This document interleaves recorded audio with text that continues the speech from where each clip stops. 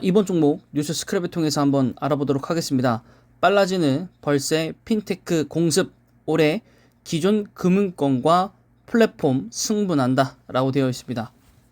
자, 올해의 화두는 디지털 혁신이라고 해서 이제 DX라고 통칭해서 부르고 있습니다. 승자 독식 구조인 플랫폼 사업 특성상 1차 선두그룹에 들어가는 것이 매우 중요한데요. 그 이후 2, 3년 후에는 최종 승자가 나올 것이기 때문에 이 1차 선두 라인에 들어가지 못한다라면 최종 승자에는 당연히 포함이 될 수 없겠죠.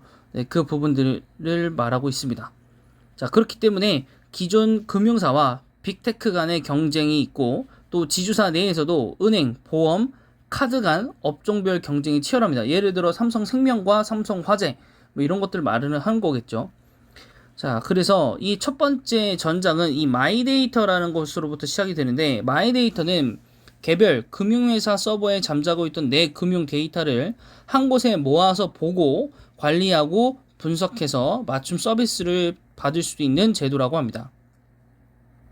이게 사실은 거의 비슷한 이제 어플이 있는데, 셀리드라는 이제 어플이 있는데, 이제 각 회사 금융을 이제 연결을 해서 내가 지금 얼마 쓰고 있고 이런 것들에 대한 재무를 한 번에 쭉 볼 수 있는 그런 것인데, 거기서 한 발 더 나아가서 모든 정보를 다 갖고 와서 분석해줘서 너 이번에 술 너무 많이 먹었어. 뭐 간이 나빠졌겠네. 그럼 병원 추천해주고 또 술집이 좀 줄여주고, 그래서 오히려 뭔가 운동이나 뭐 다른 취미 생활을 그 금액으로 다른 취미 생활을 할 수 있도록 다른 것들을 이제 추천해 준다는 얘기죠. 자, 그래서 DX의 또 다른 이제 부분은 슈퍼 원앱입니다.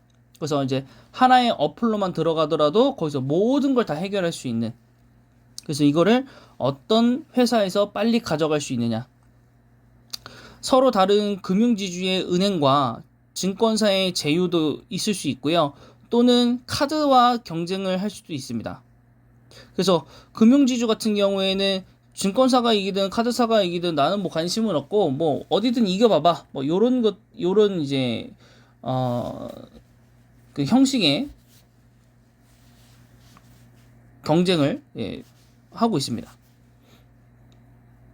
그리고 빅테크에서는 마이데이터 산업에서 이미 유리한 고지를 좀 점하고 있는데, 그 중에서도 네이버와 카카오를 꼽고 있고, 그 다음이 은행, 카드사, 핀테크 순입니다.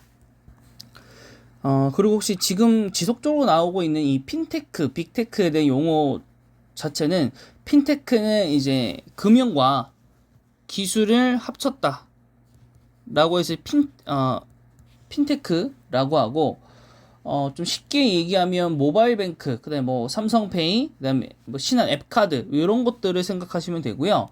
그다음에 빅테크라는 것들은 이제 구글, 아마존 이런 것처럼 이제 대형 이제 정보 기술을 취급하는 기업, 애플까지도 뭐 얘기하는 것이죠. 네, 이런 겁니다. 그래서 여기에는 이제 카카오랑 네이버 이런 것들이 있는 거고, 핀테크에는 또 다른 이제 좀 더 작고 뭐 카드사나 이런 것들이 들어간다고 보시면 되겠습니다. 자, 그래서 뭐 여기 빅테크보다 우위적인 거는 고객 기반과 신뢰도라고 되어 있고, 아무래도 이제 한 50대 40대 분에서도 이게 좀 있을 수도 있겠지만, 대부분 40, 50대에서도 많이 좀 시중은행을 꼭 가서 이 업무 처리를 하고 꼭 상구 가서 업무를 봐야 되는 분들이 꼭 계셔요.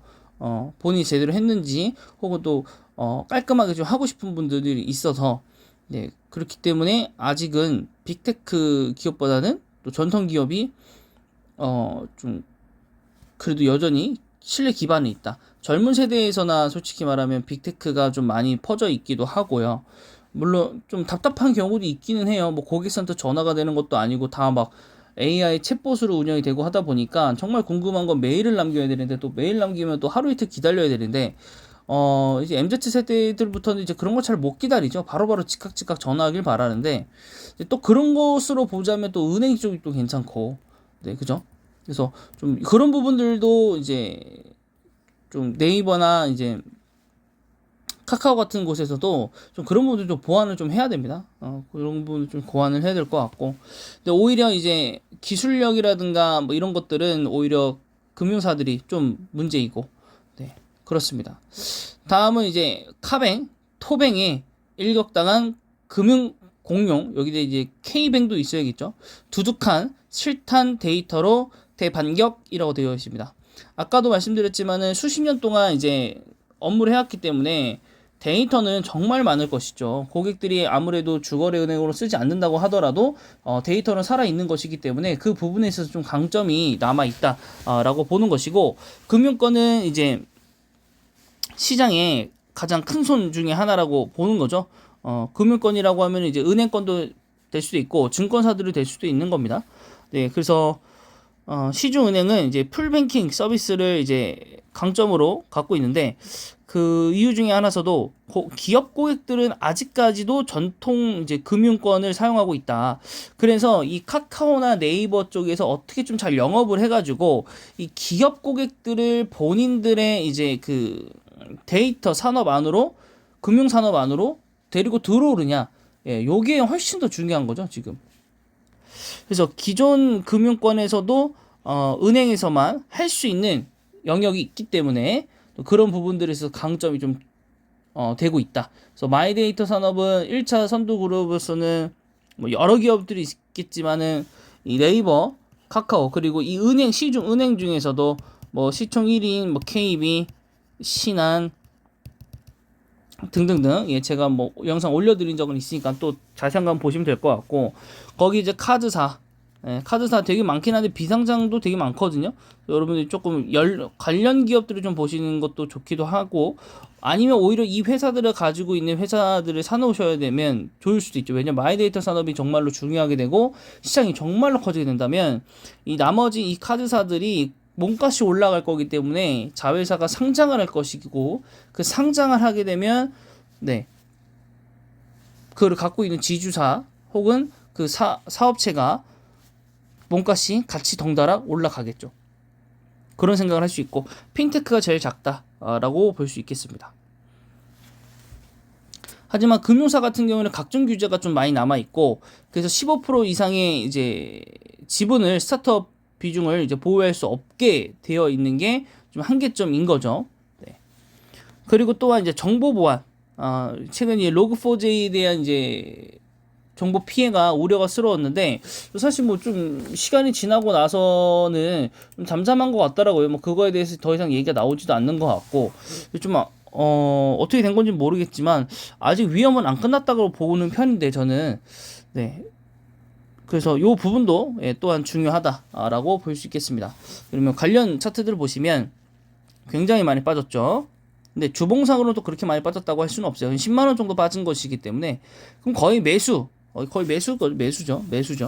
네, 반등이 바로 다음날 나올 수도 있기 때문에, 주봉상 바닥은 솔직히 여기인데 거의 다 왔다라고 볼 수 있어요. 한 33만 원 정도. 네. 그리고 이게 무너진다고 하면은 보통 한 27만 원 정도, 28만 원, 요 정도이기 때문에 좀 천천히 관망하면서 들어가도 나쁘진 않겠다라는 거. 그래서 네이버 괜찮고요. 시총 2위죠.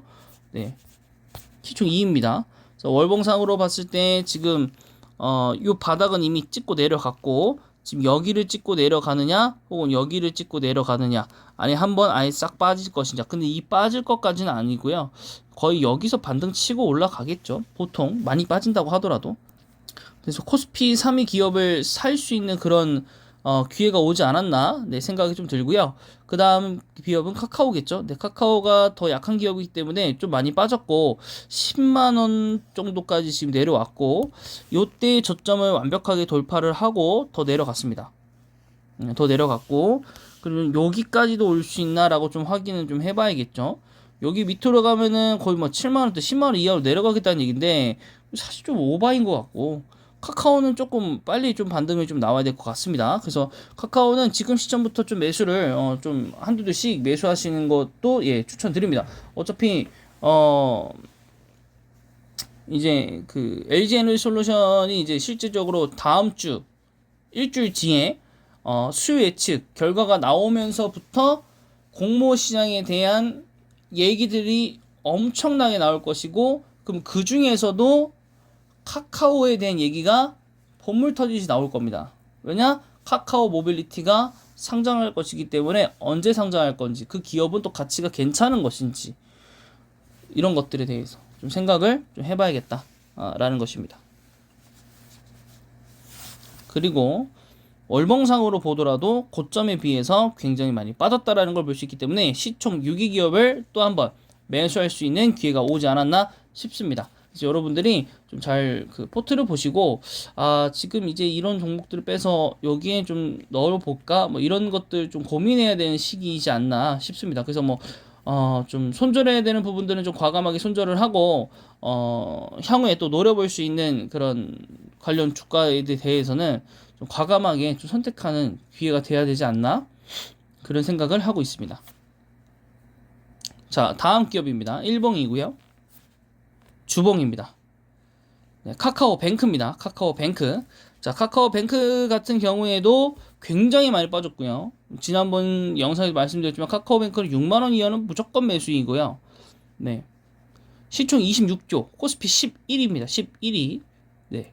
그래서 이런 부분들 있고, 그 다음은 신한지주. 신한지주도 은행주 중에서 시총이 1등은 카카오뱅크지만 그 다음은 KB이지만 주가상으로 봤을 때는 같은 사업을 한다고 봤을 때 신한지주가 조금 더 유리하다라고 말씀드렸고, 증권회사 중에서 이제 시총 1위는 메리츠 금융지주인데 배당 고배당주 뭐 이런 것들, 또 주주 친화 정책 등으로 인해서 주가가 이미 너무 많이 올라가 버렸기 때문에, 네, 그 시총을 1등을 제외하고 나면 2등 시총이 미래에셋증권이기 때문에 미래에셋증권에 대해서 주가를 좀 가지고 와 봤습니다. 그래서 이 기업도 네, 잘 보시면 뭐 상승분에 대해서 거의 뭐 없다시피 한 거고요. 또 이제 그 호가 단위가 바뀌는 만원대에 이제 근접해 있는 이제 주식이기 때문에 좀 관심 있게 보시고, 또 자본금 같은 게 늘어나서 이 회사가 거의 뭐 실탄을 굉장히 많이 쓸 수 있다라고 제가 과거 영상에서 남겨드린 적이 있습니다. 그래서 이 기업도 과연 어떤 식으로 그런 것들을 사업을 투자를 해 나갈지에 대해서 좀 많이 보고 상황에 따라 대응을 좀 해야 되는 기업 중에 하나이기 때문에 좀 잘 봐두시면 좋겠습니다. 자, 그 다음은 이제 보안업체 쪽으로 넘어가면 아톤입니다. 아톤이 무조건 1등입니다. 아톤이 보안업체 쪽에서 무조건 1등입니다. 신규 상장 기업이기도 하지만 좀 탄탄한 사업을 가지고 있고, 또한 뮤직카우 플랫폼 지분을 가지고 있으면서 그 IPO에 대한 상장 기대감도 갖고 있으면서 보안업체 중에서 가장 독보적인 위치를 좀 군림하고 있습니다. 네, 물론 뭐 전에 설명해 드렸던 뭐 다른 뭐 S1이라든가 뭐 이런 회사들이 있기는 하지만, 그 중에 가장 흐름 좋고 가장 재무도 어느 정도 탄탄한 기업은 아톤밖에 보이지 않기 때문에 아톤 꾸준히 좀 말씀드리는 건데, 주가가 이미 좀 다소 많이 올라왔습니다. 솔직히 말씀드리면 거의 30% 이상은 올라왔어요. 저점 대비해서는 사실 2배가 올라왔고, 그렇기 때문에 매수에 대해서는 조금 보수적으로 접근을 해야 되지만 아톤만한 기업은 없다라고 말씀드리고, 그 다음은 핑거라는 기업도 있습니다. 핑거라는 기업도 있고, 네, 근데 여기도 좀 바닥권 대비해서는 한 50% 정도는 올라왔습니다. 네, 그 정도 말씀드릴 것 같고, 그 다음에 나이스 정보 평가 정보 같은 경우에도 마이데이터 사업을 하고 있는 이런 기업이고, 근데 주가가 잘 안 간다는 게 좀 문제입니다. 주가가 잘 안 가요. 근데 뭐 그것 빼고는 뭐 괜찮습니다. 좀 주가가 좀 심심하다 뭐 이런 거 거래량 보셔도 좀 아시겠고, 네, 그래서 그거 부분을 좀 유념을 해주시고요. 그 다음에 제가 꾸준히 밀고 있는 게 라운시큐어입니다. 라운시큐어 같은 경우에는 이제 어제 삼성전자 TV와 그 NFT, NFT 아니죠?